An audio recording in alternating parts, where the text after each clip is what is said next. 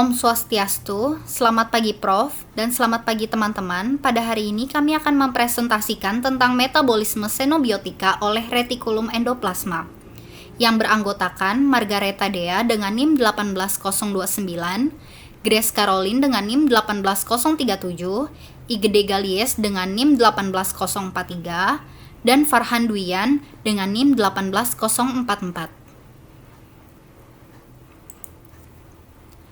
Xenobiotika berasal dari bahasa Yunani yang artinya xenos yaitu asing, serta biotik yang artinya makhluk hidup. Jadi, xenobiotika ini adalah zat asing yang masuk di dalam tubuh. Contohnya obat-obatan, insektisida, zat kimia tambahan pada makanan seperti pemanis, pewarna, serta pengawet, dan zat karsinogen lainnya. Nah, di sini retikulum endoplasma ini adalah jaringan tubulus, kantung, dan vesikula yang saling berhubungan. Ini adalah organel multifungsi yang terlibat dalam berbagai proses intraseluler, termasuk sintesis membran dan protein sekretori, pelipatan dan modifikasi protein pasca translasi, sintesis lipid membran dan produk steroid, serta glikogen dan metabolisme xenobiotik. Di retikulum endoplasma ini ada dua, yaitu retikulum endoplasma yang kasar dan retikulum endoplasma yang halus. Kalau yang kasar ini tertanam dengan ribosom untuk sintesis protein. Sedangkan yang retikulum endoplasma halus ini mengandung enzim penyintesis steroid dan pemetabolisme xenobiotik. Selanjutnya akan dijelaskan oleh teman saya. Baiklah, saya akan melanjutkan presentasi dari teman saya. Retikulum endoplasma ini terlibat dalam serangkaian fungsi seluler yang memainkan peran penting dalam toksisitas xenobiotik. Retikulum endoplasma ini mengandung sebagian besar enzim sitokrom P450 yang terlibat dalam metabolisme xenobiotik, serta sejumlah enzim konjugasi. Selain perannya dalam bioaktivasi obat dan juga detoksifikasi, retikulum endoplasma ini dapat menjadi target kerusakan sel oleh zat antara reaktif yang menyebabkan kematian sel atau toksisitas yang dimediasi oleh kekebalan. Selanjutnya, retikulum endoplasma ini mengandung satu set protein luminal yang disebut sebagai protein stres retikulum endoplasma. Termaksud GRP78, GRP94, protein disulfid isomerase, dan juga calretikulin. Dalam protein ini membantu pemrosesan protein, pelipatan membran, protein sektori di retikulum endoplasma, homeostatis kalsium, dan juga jalur apoptosis terkait dengan retikulum endoplasma.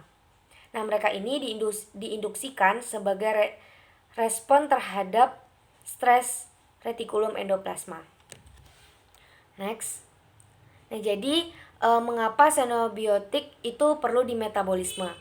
Xenobiotik itu pada umumnya tidak larut air, sehingga kalau zat xenobiotik ini masuk ke dalam tubuh hewan, maka tidak dapat diekskresi. Jadi untuk dapat diekskresi, xenobiotik ini harus di metabolisme, sehingga menjadi zat yang larut. Organ yang paling berperan dalam metabolisme xenobiotik ini merupakan organ hati. Selanjutnya, setelah itu xenobiotik ini akan diekskresikan melalui empedu dan juga urin. Next. Selanjutnya, yaitu metabolisme xenobiotik dibagi menjadi dua fase, yaitu fase 1 hidroksilasi dan fase 2 konjugasi. Next. Yang pertama yaitu fase 1 hidroksilasi. Fase ini mengubah xenobiotik aktif menjadi inaktif. Enzim metabolisme xenobiotik di retikulum endoplasma pada fase 1 ini yaitu seperti sitokrom P450, monooksigenase yang mengandung flavin, esterase, dan hidrolase epoksida. Sistem sitokrom P450 atau disingkat dengan CYP bisa dibilang merupakan sistem xenobiotik yang paling penting.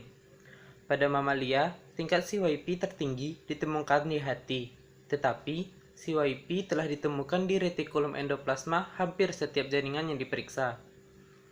Metabolisme xenobiotik juga dapat dimediasi oleh enzim non-CYP yang terlokalisasi dalam retikulum endoplasma, yaitu monooksigenase yang mengandung flavin atau FMO, esterase, dan hidrolase epoksida. Next. Oke, baik. Selanjutnya ada fase 2, yaitu fase konjugasi. Fase yang mereaksikan xenobiotik inaktif dengan zat kimia tertentu dalam tubuh menjadi zat yang larut, sehingga mudah diekresi baik lewat empedu maupun urin. Enzim fase 2 utama yang ada di retikulum endoplasma adalah UDP, glucuronyl transferase, dan glutathione S transferase.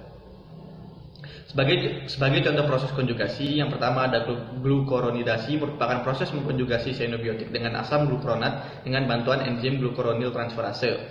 Senyawa xenobiotik yang mengalami glucuronidasi adalah yang pertama asetilaminofluoren, anilin, asam benzoat, fenol, dan senyawa steroid. Berikutnya ada sulfasi, yaitu proses konjugasi xenobiotik dengan asam sulfat dengan enzim sulfotransferase. Contohnya senyawa xenobiotik yang mengalami sulfasi adalah alkohol, arilamina, fenol. Berikutnya ada konjugasi dengan glutathione yang terdiri dari tripeptida, yaitu glutamat, sistein, glisin, dan biasa disingkat GSH, menggunakan enzim glutathione S transferase atau epoksid hidrolase. Sekian presentasi dari kelompok kami. Mohon maaf bila ada kesalahan dalam penulisan kalimat atau hal-hal yang kurang berkenan. Terima kasih karena sudah menyimak video ini dan sampai jumpa.